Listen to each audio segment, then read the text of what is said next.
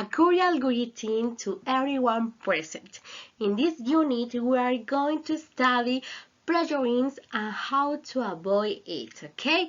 Please, in addition to knowing in depth what plagiarism is, and be aware of the multiple types of plagiarism that exist. Academic reading and writing 2.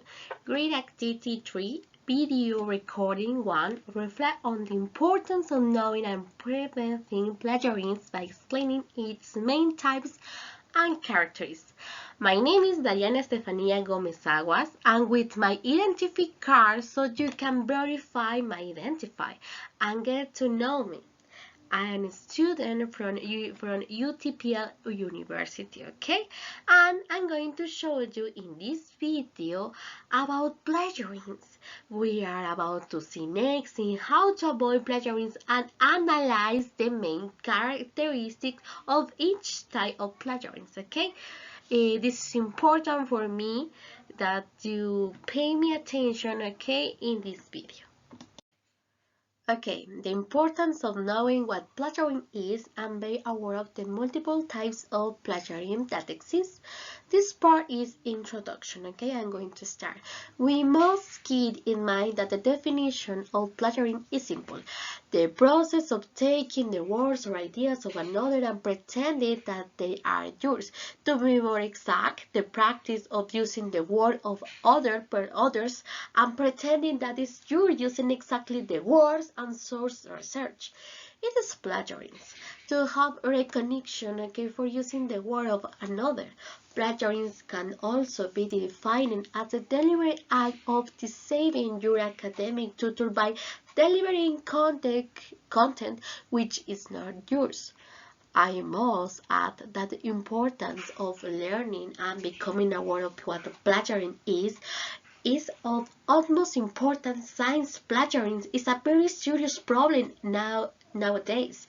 If, for example, if a student is accused of plagiarism, this could have great consequence for their academic and work future. Plagiarism also damages the level of learning, since you will not learn anything and will only copy, and copy. Okay? When a person, for example, when a person commits plagiarism, he or she is fundamentally deceiving himself or herself by ruining the opportunity to learn and develop his or her knowledge of the subject. This learning and developmental could help him or her with this future, and therefore plagiarism should always be avoided. That's important to know. There are a variety of ways in which students could be tempted to plagiarism, okay? In this part, the topic is plagiarism and ethics. Regarding this picture, I will give the respective definition. In this part, okay, the blue part, plagiarism when you don't say where you took it from, moral. And the other part, okay, color red, copyright infringement when you take it without permission, legal, okay? Both when you take it without permission and pass it off as your work. That is plagiarism, okay? Plagiarism is directly related to current academic behavior and how it should be used. In this picture, we can see that ethics is one of the most important characteristics of a non-plagiarism science. In several cases, people lack ethics and omit it or simply do not know what plagiarism is and justify the offense in this way while keeping their ethics intact. It is essential to keep that in mind. Okay, it's important this part of things. Below we will study types of plagiarism that exist and we'll learn better which example of each one. Types of plagiarism. We are going to know the 9 types of plagiarism. The first being the most common of all, copy and paste information without recognition. Okay, recognition.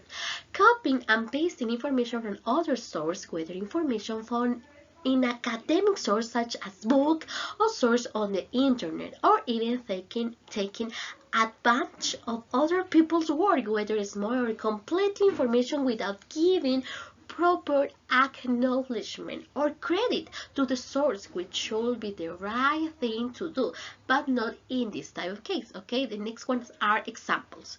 Copy or store information from an internet source without correctly citing the authorized and paste it into your work assignment. Or the second example, copying a college study verbatim is a clear example. Second type, self-plagiarism or duplication occur when an author reuses significant portion of their previously published work without attribution. Okay, the better way to understand these types is with an example. Use your own work essay or research previously done by yourself or previously submitted, and then show it to your teacher and present it as recently completed work. That means self-plagiarism. Collusion. Collusion means involves unpermitted or illegitimate cooperation between more than one student to complete work that is then submitted for assessment. Okay, example: a student prepares a task individually assigned by her teacher and of her his task. Three students present the same exactly task, the same with each example. Okay, the same characteristics. Almost many are unaware of this style of plagiarism. Individually.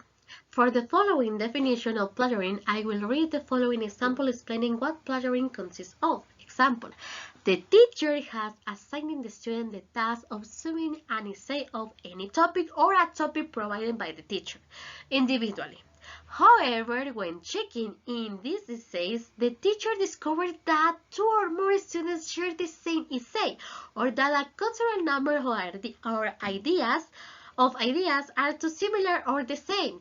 Did they plagiarize any of them? Students who submit the same essay argue that they worked together and shared ideas to write the essay. Despite their complaints, the teacher assigned a 0 to all students who submitted that the same or had many similars, because the reason is that the students were asked to write the essay individually.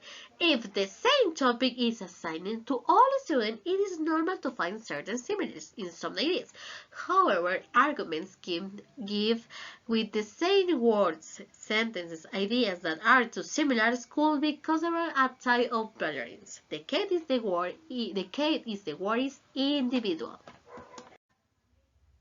Cloning. Cloning means present another person work word for word as your own. Example: a high school student copies his classmate's research assignment exactly and does it the same, and the only thing that changes is his classmate name with his. Okay? Mosaic plagiarism. Mosaic plagiarism can be more difficult to detect for teachers or people seeking to verify the document because it intersperses phrases or text from another person within their own research. Mosaic plagiarism is intentional and dishonest. Example: using several pieces of information from source found on the internet, and a student constructs an essay so that it looks similar but not the same as the source of their search, using appropriate links to distinguish the plagiarism created by the student or the person committing this unethical act. The remix is paraphrased from multiple sources made to fit together. In this example, we can see example very similar to the above students, or in this case, use textual information from different sources on the internet, including paraphrasing ideas and also their old words. But in the same way, the similarity is the same, since it refers to any of the sources or not completely to them all. The next type of plagiarism consists of changing keywords and phrases but retain the essential content of the source. Okay. Example: a student, in this case Maria, seeks to replace some words, opinions, and ideas of the original authors and change them, but the plagiarism she commits is evident. Verbatim plagiarism means copying text from a source and pasting it directly into your own document without giving proper credit. Example: Michael, a student of UTPL University, plagiarized word for word, which means copying text from a source and pasting it directly into his own document without giving proper credit. Even if Michael removes some words or replaces them with synonyms, it still counts as word for word plagiarism. Okay?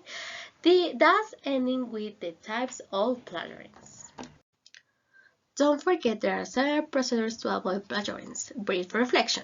There are several procedures to avoid plagiarism. Today you can find many ways to solve and avoid plagiarism in our work, and as future teachers we must always be alert.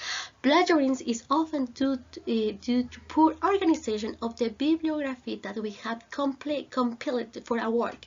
We must always take the data from the source clearly and be careful to transcribe it well. It is always correct to cite the phrases or paragraph directly from the original and prove the authority and source through a citation of bibliography reference. Paraphrase the author's original words and demonstrate his authority through a citation or bibliographical reference. Remember, it's important to know how to paraphrase correctly. Above all, it's important to be up to date, so it is recommended you use the most up-to-date version of APA standards, okay? I showed you the link. And before concluding, we must keep in mind that the plagiarism is using another person's words or ideas without giving a credit to that person in most contexts. It is considered a form of cheating of death and is highly fraudulent. Students who are called plagiarists can be punished with a falling grade is a course of words. A very common example that happened in society today, for example, is with journalists. Once they are called plagiarists, they sometimes lose their jobs. Finally, this video concludes by expressing the importance of avoid plagiarism and be ethical people when searching for information in our work. And thank you, my friends. Important thing, reference of my video. Finally, thank you everyone. Thank you for watching my video and listen to me.